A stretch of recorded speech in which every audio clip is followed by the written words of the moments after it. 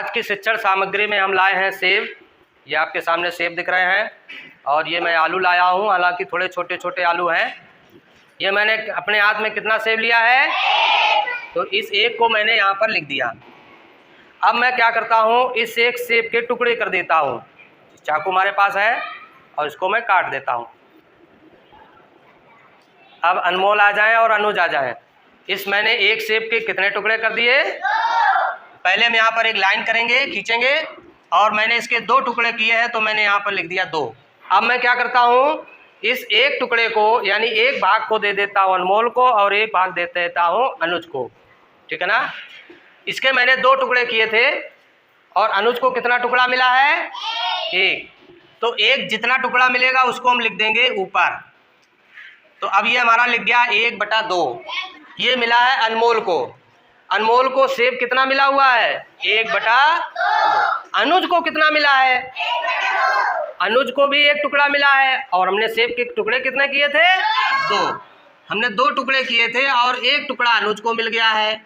तो अनुज को कितना सेब मिला, 1/2। बच्चों 1/2 को हम आधा भी कहते हैं। 1/2 को क्या कहते हैं, आधा। तो आधा आधा सेब दोनों लोगों को मिला है। अब मैं लेता हूँ एक आलू।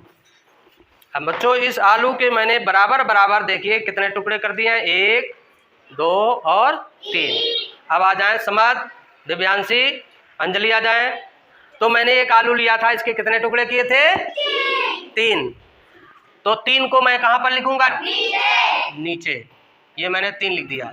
अब मैं समद को इसमें से दे देता हूँ 1 टुकड़ा। तो अब समद को जितना टुकड़ा मिलेगा उसको कहाँ लिखेंगे, ऊपर।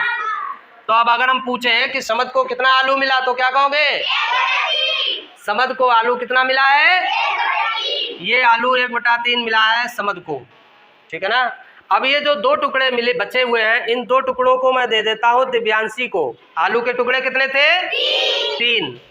और 3 में दिव्यांशी को कितने मिल गए हैं, 2। तो दिव्यांशी को कितना आलू मिला है, 2/3। ये एक रामू काका का खेत है और उनके 3 बच्चे हैं, एक का नाम ए, एक का नाम बी, एक का नाम सी।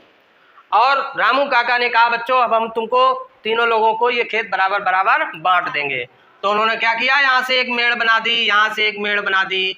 ये खेत मिल गया ए को और ये खेत मिल गया बी को और ये खेत मिल गया सी को।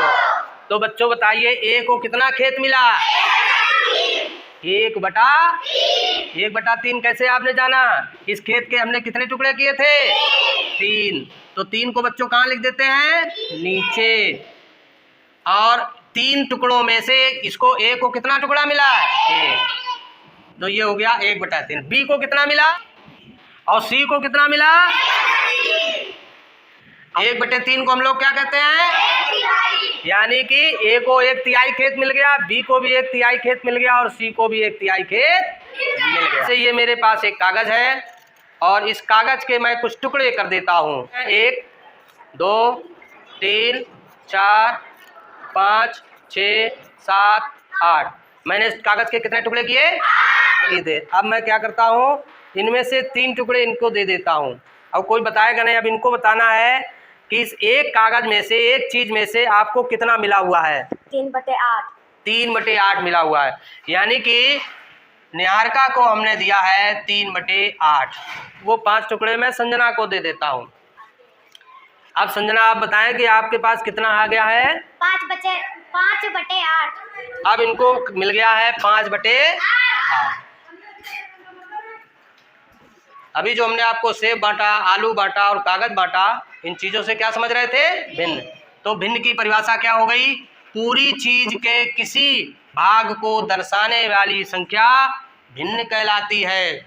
एक सेब लिया था मैंने, उसके 2 टुकड़े किए और 1 टुकड़ा मैंने समद को दे दिया, तो यानी कि उसको कितना सेब मिला, 1/2। इसी रूप को हम क्या कहते हैं, भिन्न। और इसको हम लोग कहते हैं आधा। अगर हमने कोई एक सेब लिया, उसके 3 टुकड़े किए और 1 टुकड़ा मैंने अनुज को दे दिया, तो कैसे लिखेंगे, 1/3। इसको हम लोग क्या कहेंगे, 1/3। क्या कहेंगे।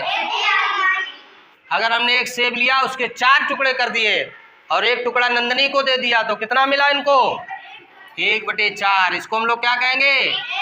1/4।